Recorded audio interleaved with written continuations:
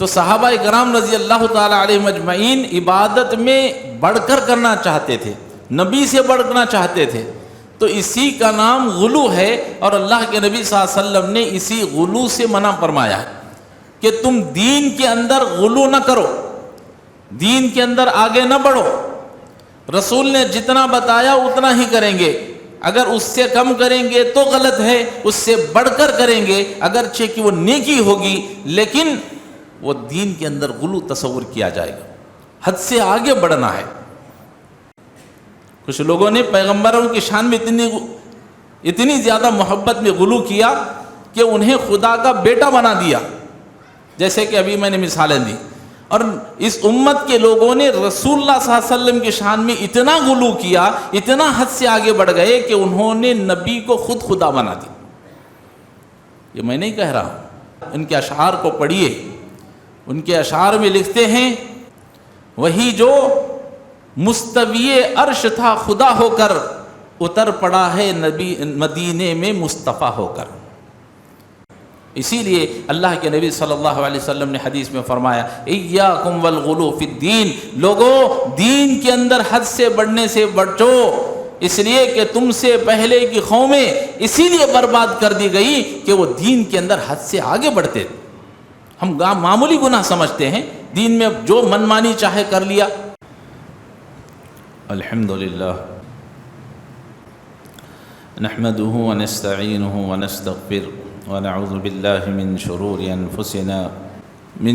أنفسنا ومن سيئات أعمالنا، من يهده الله فلا مضل له ومن يضلل فلا هادي له، وأشهد أن لا إله إلا الله وحده لا شريك له، وأشهد أن محمدا عبده ورسوله أرسله بالحق بشيرا ونذيرا، أما بعد فإن خير الحديث كتاب الله، وخير الهدي هدي محمد صلى الله عليه وسلم، وشر الأمور محدثاتها، وكل محدثة بدعة، وكل بدعة ضلالة، وكل ضلالة في النار، فأعوذ بالله السميع العليم من الشيطان الرجيم، بسم الله الرحمن الرحيم، خاف والقرآن المجيد بل عجبوا أن جاءهم منذر منهم فقال الكافرون هذا شيء عجيب أئذا متنا وكنا ترابا ذلك رجل بعيد قد علمنا ما تنقص الأرض منهم وعندنا كتاب حفيظ بل كذبوا بالحق لما جاءهم فهم في أمر مريج أفلم ينظروا إلى السماء فوقهم كيف بنيناها وزيناها وما لها من فروج والأرض مددناها وألقينا فيها رواسي وأنبتنا فيها من كل زوج بهيج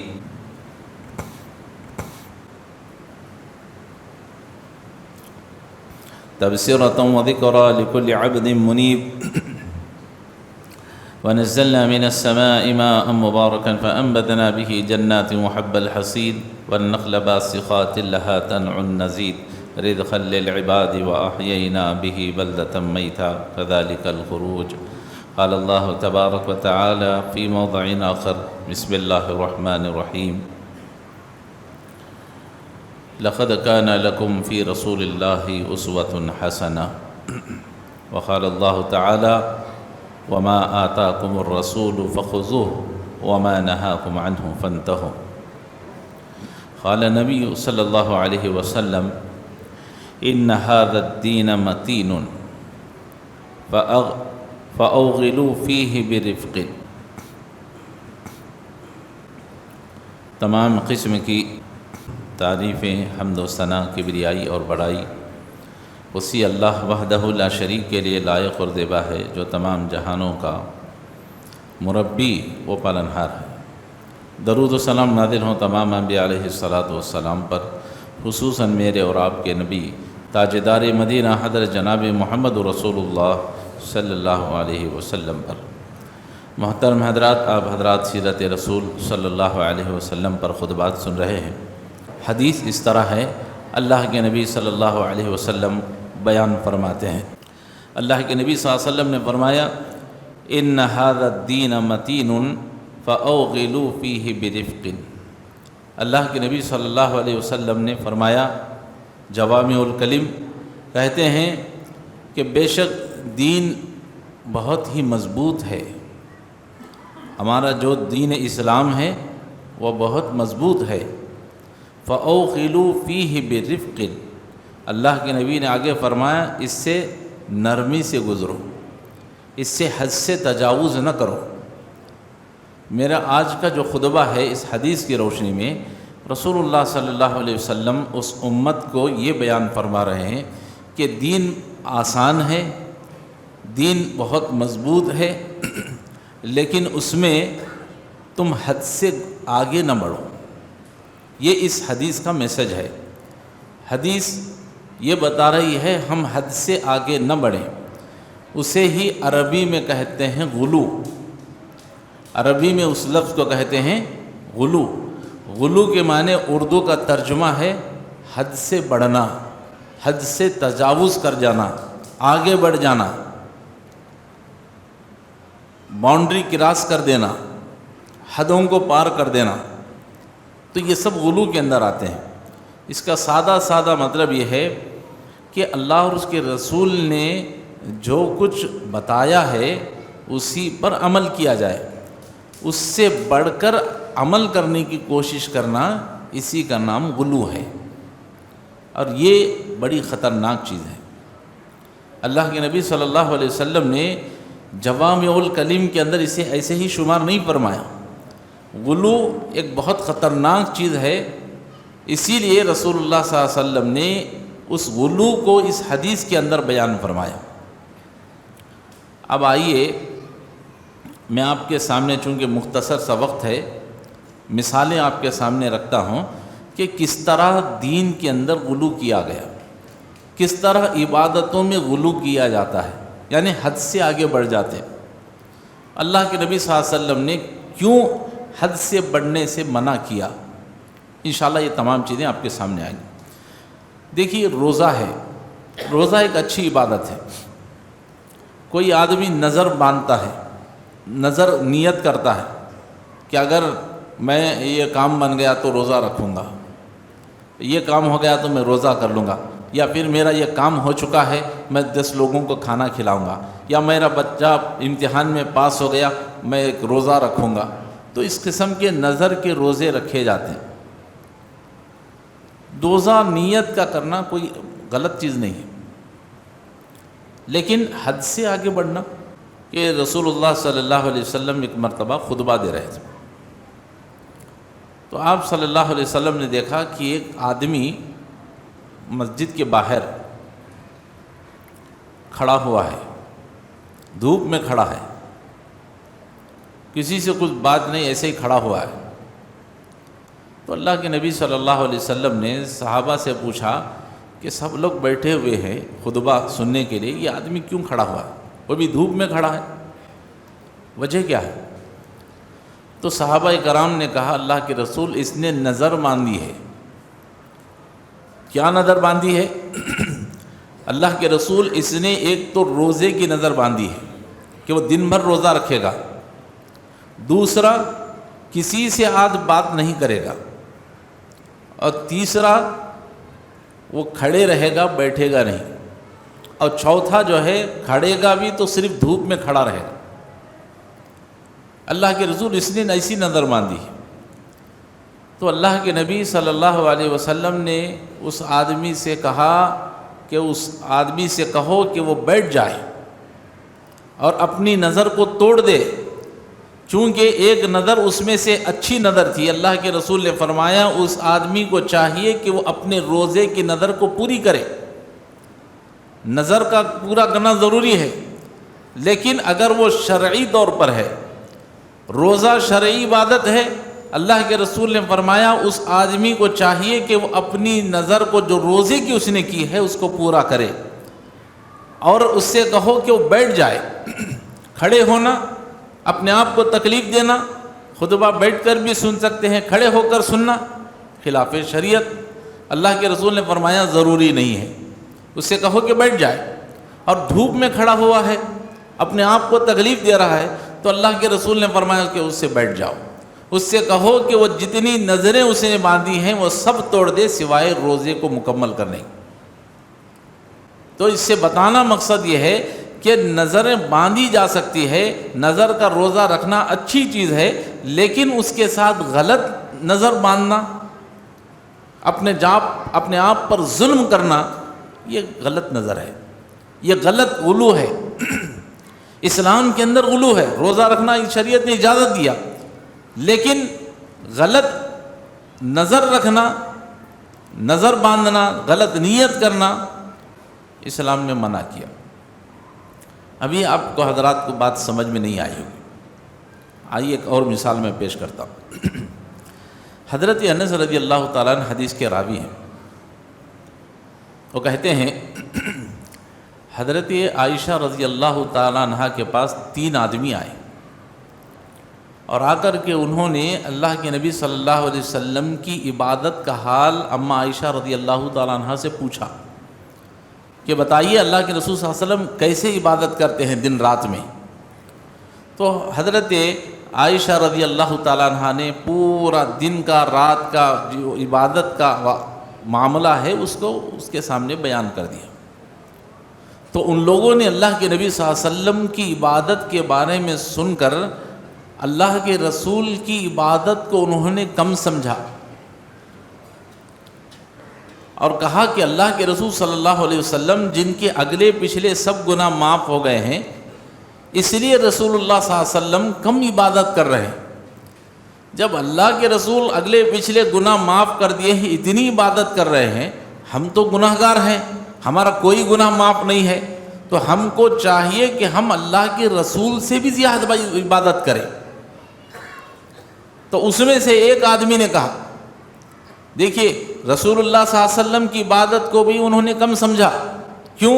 اس لیے کہ رسول اللہ صلی اللہ علیہ وسلم کے اگلے پیچھے سب گناہ معاف ہیں، جب گناہ معاف ہو گئے ہیں تو پھر بھی اللہ کے رسول اتنی عبادت کر رہے ہیں، ہم تو گناہ گار ہیں، ہمیں ان سے زیادہ عبادت کرنی چاہیے۔ یہ سوچتے ہوئے اس میں سے ایک شخص نے کہا کہ میں آج یہ ارادہ کرتا ہوں کہ میں آج کے بعد سے رات بھر زندگی میں کبھی نہیں سوؤں گا، رات بھر عبادت کرتا رہوں۔ دوسرے نے کہا میں بھی ایک ارادہ کرتا ہوں، کہا کہ میں آج سے ارادہ کرتا ہوں کہ آج کے بعد سے دن کا ایک دن کا بھی روزہ نہیں چھوڑوں گا، میں دن بھر روزہ رکھتا رہوں گا زندگی بھر۔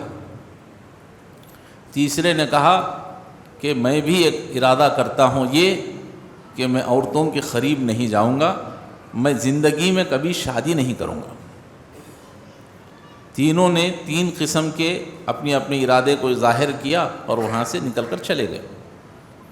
کچھ دیر کے بعد رسول اللہ صلی اللہ علیہ وسلم گھر تشریف لائے تو اماں عائشہ رضی اللہ تعالی عنہا نے اللہ کے نبی صلی اللہ علیہ وسلم سے فرمایا کہ اللہ کے رسول 3 آدمی آئے تھے، انہوں نے آپ کی عبادت کا حال پوچھا، میں نے بتا دیا، تو لوگ جاتے ہوئے انہوں نے ایسے ایسے ارادوں کا اظہار کر کے گئے۔ اللہ اکبر۔ اللہ کے نبی صلی اللہ علیہ وسلم سیدھے باہر تشریف لائے اور کہا کہ کون آئے تھے ان کو بلا کر کے لاؤ۔ صحابہ کرام گئے، ان تینوں کو بلا کر کے لے آئے۔ اللہ کے نبی صلی اللہ علیہ وسلم نے تینوں کو ٹھہرایا اور کہا کہ میں نے سنا ہے کہ تم نے ایسے ارادے کو اظہار کیا ہے، کیا یہ صحیح ہے؟ کہ تم میں سے ایک نے کہا کہ میں رات بھر سوؤں گا نہیں، عبادت کرتے رہوں گا، دوسرے نے کہا کہ میں روزہ ہی رکھتا رہوں گا، تیسرے نے کہا کہ میں شادی ہی نہیں کروں گا، کیا تم نے ایسے نیتیں کا اظہار کیا ہے؟ تو انہوں نے کہا اللہ کے رسول ہاں صحیح، ہم نے ایسا ہی ارادہ کیا ہے۔ تو اللہ کے نبی صلی اللہ علیہ وسلم نے فرمایا تمہیں جاننا چاہیے کہ میں تم سے زیادہ اللہ سے ڈرتا ہوں اور میں تم سے زیادہ متقی ہوں۔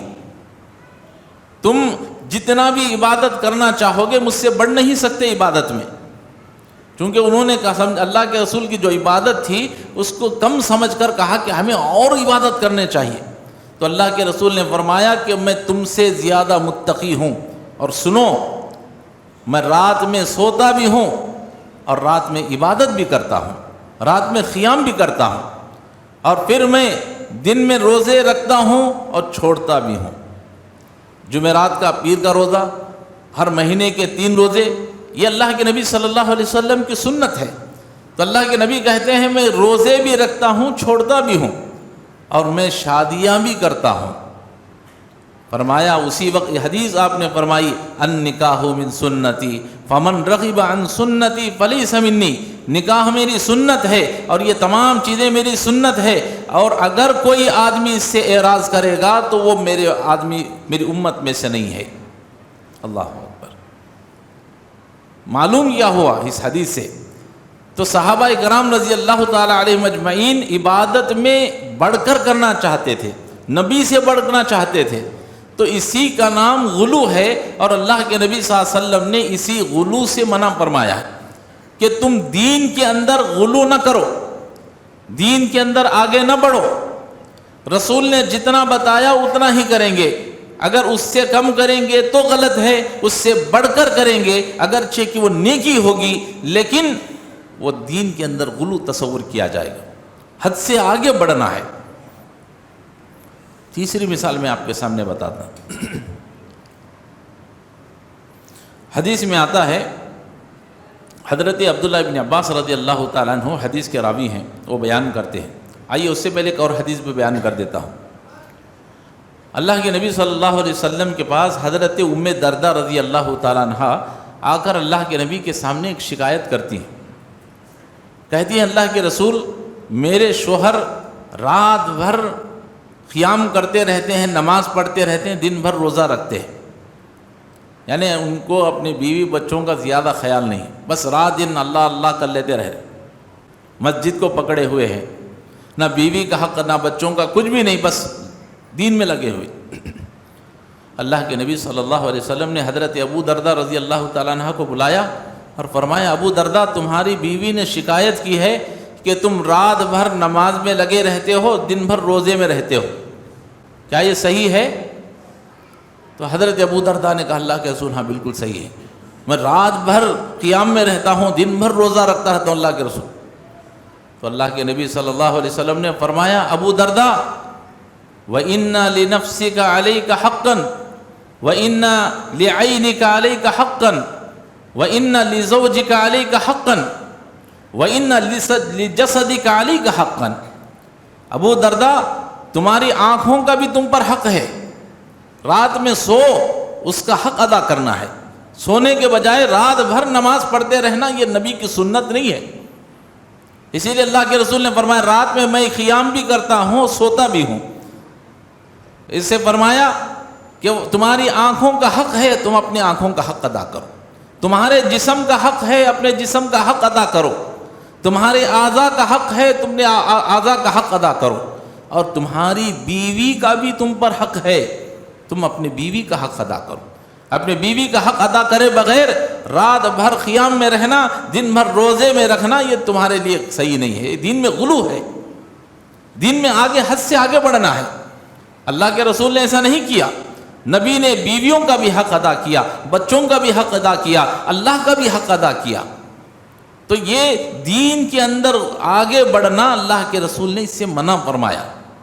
آج کے اس خطبے کا یہی درس ہے اور یہی پیغام ہے کہ ہم عبادت کریں گے اللہ کے نبی صلی اللہ علیہ وسلم کے بتائے ہوئے طریقے پر، اور اتنی ہی کریں گے جتنا کہ اللہ کے رسول نے بتایا، اس سے آگے بڑھنا نہیں ہے۔ آج لوگ اللہ کے نبی صلی اللہ علیہ وسلم کی جو عبادتیں ہیں اس میں حد سے آگے بڑھ رہے ہیں۔ ابھی ایک مثال میں آپ کے سامنے بتاتا ہوں۔ حضرت عبداللہ ابن عباس رضی اللہ تعالیٰ عنہ حدیث کے راوی بیان کرتے ہیں، کہتے ہیں کہ ذی الحجہ کے 10 تاریخ کو، حج کا دن، اللہ کے نبی صلی اللہ علیہ وسلم میدان میں جمرات کو پھتریاں مارنے کے لیے وہاں کھڑے ہیں، سواری پر سوار ہیں، اور آپ صلی اللہ علیہ وسلم نے حضرت عبداللہ ابن عباس سے کہا، عبداللہ ابن عباس، میں جمرات کو، شیطانوں کو پھتری مارنا چاہتا ہوں، ذرا پتھر لا کر دو، کنکر لا کر دو۔ تو حضرت عبداللہ ابن عباس رضی اللہ تعالیٰ عنہ کہتے ہیں، میں گیا اور 7 کنکریاں جو چنے کے دانے کے برابر ہیں، یا ایک اور حدیث کے الفاظ ہے اس سے کچھ بڑے، چنے کا دانہ کابل کا کتنا ہوتا ہے، اگر آپ سمجھے چھوٹا ہے، پانی میں ڈالنے کے بعد اتنا بڑا ہوتا ہے، اتنا، تو ایسے 7 کنکریاں میں نے اللہ کے نبی صلی اللہ علیہ وسلم کے ہاتھ میں لا کر دے دی۔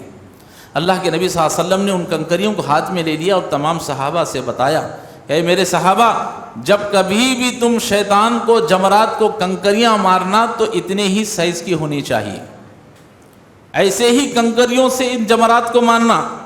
اور آگے فرمایا इय्याकुम फिद्दीन वलगुलू, इय्याकुम वलगुलू फिद्दीन। अल्लाह के रसूल ने फरमाया दीन में गुलू से बचना। क्या फरमाया? कहा कि ये जो कंकरियां हैं उन्हीं कंकरियों से, उतनी ही साइज की कंकरियों से शैतान को मारना, और दीन में गुलू करने से, दीन में आगे बढ़ने से बचना, इसलिए कि तुमसे पहले कई कौमें ऐसी थी जो इसी गुलू की वजह से भला को बर्बाद कर दी गई। अल्लाह के नबी सल्लल्लाहु अलैहि वसल्लम ने 7 कंकरियां बताई हैं और उसका साइज भी बता दिया है। अब हमारे जो हजरात हैं हिंदुस्तान, पाकिस्तान, बांग्लादेश और नाना कहाँ के यहाँ के हैं, तो जब ये लोग हज पर जाते हैं तो जब जमरात को, शैतान को कंकर मारने की बारी आती है तो बड़े बड़े गुंडा ले लेकर आए, बड़े बड़े पथरे, ऐसा मालूम शैतान को अब मार डालना सामने खड़ा है। अल्लाह के रसूल ने फरमाया कंकरियाँ इतने ही लेना।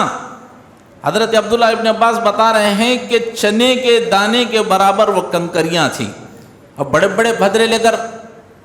और दूसरा, इतना गुस्सा आ जाता है शैतान को जमरात को देखकर, अरे इब्राहिम अलैहिस्सलाम के सामने खड़ा था, अब गोया कि यही हमारा सबसे बड़ा दुश्मन है। ये तसव्वुर करते हुए बाज़ लोग बड़े बड़े पत्थर लेकर मारते हैं, बाज़ लोग और ज़्यादा गुस्से में आकर चप्पल निकाल कर भी मारते हैं, और बाज़ लोग अपने जूते भी निकाल कर उसको फेंक कर मारते हैं, और बाज़ लोग उसे गालियाँ भी देते हैं।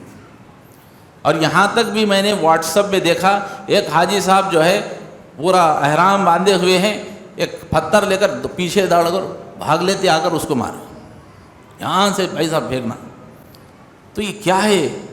अल्लाह के नबी सल्लल्लाहु अलैहि वसल्लम ने फरमाया कि ये कंकरियाँ, उसी के मुताबिक तुम शैतान को, जमरात को पत्थर मारना, और आगे फरमाया दीन में गुलू से बचना। ये चप्पलें लेकर मारना, बड़े बड़े पत्थर लेकर मारना, गालियाँ देना, ये दीन में गुलू है। अल्लाह के रसूल ने इससे मना फरमाया। तो हमें और आपको चाहिए कि हम इबादत करें। कितनी इबादत करेंगे? उतनी ही करेंगे जितना कि अल्लाह के रसूल सल्लल्लाहु अलैहि वसल्लम ने बताया। बड़े बड़े पत्थर लेकर मारने की ज़रूरत नहीं है आपको। आप छोटी कंकरियाँ जो सुन्नत है नबी की, उसी सुन्नत के मुताबिक अमल करें। तो ये है गुलू, दीन के अंदर हद से आगे बढ़ना। अभी एक मसला चल रहा है बहुत दिनों से कि एक शहबाज नाम का आदमी पैदल हज पर निकला है। जगह जगह पर लोग उससे सेल्फियाँ ले रहे हैं, वीडियो ले रहे हैं, उसको फूल मालाएं पहनाई जा रही हैं, मिठाइयाँ खिलाई जा रही हैं, दावत कर रहे हैं लोग, पुलिस वाले इसको सिक्योरिटी दे रहे हैं। अरे भाई हज के लिए निकला है, हज के लिए निकला है, पूरी दुनिया भर में वाहवाही हो रही है। तो सवाल ये है कि वो इबादत के लिए तो जा रहा है, सवाल ये है कि क्या वो अमल उसका सही है? आइए हदीस देखते हैं। अल्लाह के नबी सल्लल्लाहु अलैहि वसल्लम के बाद एक शख्स आता है और आकर कहता है, अल्लाह के रसूल, मेरी बहन हज को जाना चाहती है, मदीना से मक्का को। मेरी बहन मदीने में रहती है। अल्लाह के रसूल, मेरी बहन ने नीयत कर ली है कि वो मदीना से मक्का को पैदल हज को जाना चाहती है, वॉक करते हुए, चलते हुए मक्का को जाना चाहती है हज करने के लिए। अल्लाह के रसूल, आपका फतवा क्या है? आप क्या कहते हैं? अल्लाह अकबर। अल्लाह के नबी सल्लल्लाहु अलैहि वसल्लम ने फरमाया, अपनी बहन से कहो कि वो नज़र को तोड़ दे। उसने नज़र बांधी है कि मैं चलकर हज को जाऊंगी यहाँ से अल्लाह की इबादत के लिए। और याद रखिए, अल्लाह के नबी सल्लल्लाहु अलैहि वसल्लम ने घर से मस्जिद को चलकर आने पर सवाब बताया है, लेकिन चलकर हज को जाने पर सवाब नहीं बताया। पिछले कुछ खुतबात में आपने सुना है कि जो शख्स वज़ू करके घर से पैदल निकलता है तो एक कदम पर अल्लाह उसके एक गुनाह को माफ़ कर देता है, दूसरे कदम पर उसकी नेकी बढ़ा दी जाती है। लेकिन रसूलुल्लाह सल्लल्लाहु अलैहि वसल्लम ने हज को चलकर जाने पर यह सवाब है, ये हदीस नहीं बताया। अगर है भी तो ज़ईफ़ हदीस है। अल्लाह के नबी सल्लल्लाहु अलैहि वसल्लम ने उस लड़की से कहा कि अपनी बहन से जाकर कहो कि वो अपनी नज़र को तोड़ दे और सवारी पर सवार होकर आकर हज करे। अल्लाह के रसूल ने ये नहीं कहा कि हाँ इजाज़त है चलकर आने के लिए, कहो बहुत बड़ा सवाब का काम है। اب جو مسئلہ چل رہا ہے، شہباز صاحب جو ہے حج پر نکلے ہیں، پوری دنیا میں واہواہی ہو رہی ہے، تو قرآن و حدیث کے مطابق ان کا پیدل حج پر جانا بالکل غلط ہے۔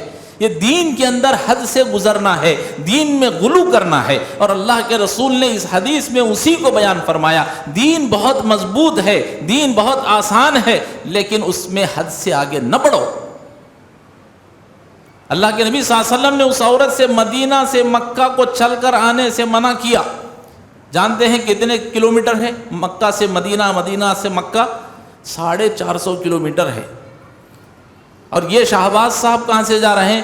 کیرلا کا ایک گاؤں ہے، اس کا نام ملا پورم ہے، وہاں سے نکل کر کے یہ ہندوستان کا بارڈر ہو کر پاکستان، پاکستان سے ایران، ایران سے عراق، عراق سے کویت، کویت سے پھر مکہ، 5 کنٹریوں کے بارڈر کراس کر کے انہیں جانا پڑے گا۔ اور یہاں 450 کلومیٹر پر اللہ کے رسول نے کہا کہ تمہارے لیے چل کر جانا منع ہے، اور یہ صاحب 8600 کلومیٹر چل کر مکہ کو جا رہے ہیں۔ دین میں غلو نہیں تو کیا ہے؟ دین میں حد سے بڑھ جانا نہیں تو کیا ہے؟ کیا اللہ تعالیٰ کو یہ عبادت پسند ہے کہ تم چل کر کے آؤ؟ اللہ نے چل کر آنے کا حکم نہیں دیا، کہا کہ تم اپنے اپنے سواریوں پر سوار ہو کر، اگر تمہارے پاس استطاعت ہے تو حج کو آؤ، ورنہ تمہیں آنے کی ضرورت نہیں۔ بارڈر کراس کرنا کتنی پریشانیاں ہوتی ہے معلوم ہے؟ ہر جگہ چیکنگ ہوتی ہے، قانونی کارروائیاں ہوتی ہیں، اور آپ چل کر جا رہے ہیں، اور اس میں جنگلوں کے راستے سے، فارسٹ کے راستے سے آپ کو گزرنا پڑتا ہے، جنگل و بیابان سے آپ کو گزرنا پڑتا ہے، آپ کی جان کا دھوکہ ہے۔ اتنی تمام چیزوں کو، سختیوں کو رکھ کر جانے کی ضرورت کیا ہے؟ کیا اسلام نے آپ کو اس کی اجازت دی ہے؟ ہرگز نہیں۔ اور ایک شرعی طور پر اور ایک بات میں بتانا چاہتا ہوں، میرے علم، ناقص علم کے مطابق اللہ تعالیٰ نے قرآن میں کہا الحج اشہر معلومات، کہ لوگوں ہم نے حج کے مہینے مقرر کر دیے ہیں۔ حج کا مہینہ مقرر نہیں کیا اللہ نے، اللہ نے فرمایا حج کے مہینے مقرر کر دیے ہیں۔ حج کے مہینے کون سے ہیں؟ شوال، ذی قعدہ اور ذی الحجہ۔ کوئی بھی شخص دنیا کا حج پر جانا چاہتا ہے تو شوال ہی میں وہ حج کی نیت کر کے جائے گا تو حج ہوگا۔ رمضان ہے نا، شوال سے پہلے رمضان ہے، رمضان کے بعد شوال، تو کوئی کہے کہ میں رمضان میں حج کو نکلتا ہوں تو اس کا حج نہیں ہوگا۔ کیوں؟ اس لیے کہ اللہ نے حج کے مہینے مقرر کر دیے ہیں، شوال ہی میں جانا ہے۔ اب یہ صاحب کب نکلے ہیں حج کے لیے؟ 1 سال پہلے نیت کر کے چل رہے ہیں۔ تو قرآن سے بھی یہ بات ثابت ہوتی ہے کہ اس کا پیدل کو حج کو جانا غلط ہے۔ اللہ کے نبی صلی اللہ علیہ وسلم ایک مرتبہ ایسے کھڑے ہوئے تھے، اتنے میں آپ نے دیکھا کہ ایک بوڑھا آدمی ہے، اس کے 2 بچے اسے سہارا دے کر لے کر چل رہے ہیں، بہت مشکل سے چل پا رہا ہے، چل نہیں پا رہا، 2 بچے، نوجوان بچے کندھوں کا سہارا دے کر لے کر جا رہے ہیں۔ اللہ کے نبی صلی اللہ علیہ وسلم نے فرمایا کہ بھائی یہ کیا بات ہے، حضرت کو کیا ہو گیا، کیا ماجرا ہے ان کا؟ تو صحابہ کرام نے کہا اللہ کے رسول، یہ صاحب جو ہے انہوں نے نظر باندھی ہے۔ کیا نظر باندھی ہے؟ انہوں نے نظر باندھی ہے کہ وہ پیدل چل کر مدینہ سے مکہ کو حج کو جانا چاہتے ہیں۔ نظر باندھی ہے کہ وہ پیدل مکہ کو حج کرنے کے لیے جانا چاہتے ہیں۔ اللہ اکبر۔ اللہ کے رسول صلی اللہ علیہ وسلم نے کیا فرمایا؟ فرمایا اللہ کو اس بات کی ضرورت نہیں ہے، اس عمل کی ضرورت نہیں ہے کہ وہ خالی پیلی اپنی جان کو گنوا دے۔ اللہ کو اس کے جان کی ضرورت نہیں ہے، اس کے عمل کی ضرورت نہیں ہے، اس لیے کہ دین میں حد سے آگے بڑھنا یہ غلو ہے، اور اللہ کو یہ غلو پسند نہیں۔ اللہ کے رسول نے صاف فرما دیا، اس بات کو سن لو کہ اس عمل کی اللہ کو ضرورت نہیں ہے، اور یہ اگر جان بھی ہلاک کر دیتا ہے اللہ کے راستے میں چلتے ہوئے تو اللہ کو اس کی جان کی بھی کوئی فکر نہیں۔ پھر اللہ کے رسول نے اسے ٹھہرایا اور کہا کہ سواری پر سوار ہو کر اس کو حج کو بھیجاؤ۔ تو پھر اس بوڑھے کو سواری پر سوار ہو کر کے اسے حج پر بھیجایا گیا۔ تو جو لوگ اس آدمی کی تائید میں ہیں، بہت نیکی کا کام کر رہا ہے، تو وہ جتنا غلط ہے اس کا ساتھ دینے والے وہ بھی اتنے ہی غلط۔ اس لیے کہ دین کے اندر یہ سختی نہیں ہے، دین کو کسی عمل کو، جان کو خطرے میں ڈال کر کرنا یہ اسلام میں اس کی اجازت نہیں۔ اسی لیے اللہ کے نبی صلی اللہ علیہ وسلم نے حدیث میں فرمایا ایاکم والغلو فی الدین، لوگو دین کے اندر حد سے بڑھنے سے بچو، اس لیے کہ تم سے پہلے کی قومیں اسی لیے برباد کر دی گئی کہ وہ دین کے اندر حد سے آگے بڑھتے تھے۔ ہم معمولی گناہ سمجھتے ہیں، دین میں جو منمانی چاہے کر لیا۔ اللہ کے رسول نے دیکھیے نماز 4 رکعت بتائی ہے، 4 ہے نا ظہر کی نماز، اب آپ کہیں گے میں 5 رکعت نماز پڑھ لیتا ہوں تو ہوگی کیا؟ یہ دین میں حد سے آگے بڑھنا ہے، نبی نے نہیں کیا۔ اب نماز کے بعد 33 مرتبہ سبحان اللہ الحمدللہ، اب کہتے ہیں میں نہیں ایک 40 پر 3 مرتبہ پڑھنا چاہتا ہوں۔ آپ کا دین تصور کیا جائے گا، آپ کا عمل تصور کیا جائے گا، یہ دین میں حد سے آگے بڑھنا ہے۔ نبی نے فرمایا ایسے ہی لوگوں کے بارے میں ہلک المتنطعون ہلک المتنطعون ہلک المتنطعون، 3 مرتبہ آپ نے فرمایا۔ صحابہ کرام نے پوچھا اللہ کے رسول یہ متنطعون کون ہیں؟ آپ کہہ رہے متنطعون ہلاک ہو گئے، برباد ہو گئے، اللہ کے رسول یہ لوگ کون ہیں؟ تو اللہ کے رسول نے فرمایا یہ وہ لوگ ہیں جو دین میں حد سے آگے بڑھ جاتے ہیں، جتنا میں نے عمل بتایا ہے اس سے بڑھ کر کے کرنے کی کوشش کرتے ہیں۔ نبی نے فرمایا ایسے لوگ ہلاک و برباد ہیں۔ ابھی پچھلے ہم لوگوں نے دیکھا دنوں میں کچھ لوگ میلاد النبی کے نام سے اللہ کے رسول صلی اللہ علیہ وسلم کی شان میں جو کچھ کر رہے تھے، یہ اللہ کے رسول کی محبت کا دعویٰ ہے۔ رسول سے محبت سب کو رکھنی چاہیے، لیکن اس میں غلو کرنا، اس میں حد سے آگے بڑھنا، یہ اسلام میں منع ہے۔